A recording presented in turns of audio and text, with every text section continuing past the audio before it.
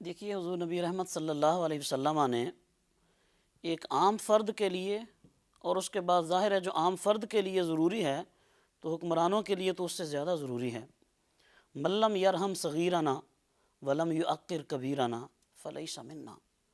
کتنی بڑی بات آپ نے کر دی ہے کہ جو اپنے چھوٹوں پر رحم نہیں کرتا اور اپنے بڑوں کی تعظیم نہیں کرتا، حکمران بحیثیت سربراہ مملکت اس وقت وہ پوری رعیت سے بڑا ہوتا ہے۔ اب ہر فرد، وہ چاہے اس کا کوئی قریبی ہے یا اس کا اس سے کوئی تعلق نہیں ہے، حکمران کے لیے لازم ہے کہ وہ ہر فرد کے ساتھ رحم کا تعلق قائم کرے۔ ہر فرد اس سے مستفید ہونا چاہیے۔ کرو مہربانی تم اہل زمین پر، خدا مہربان ہوگا عرش بری پر۔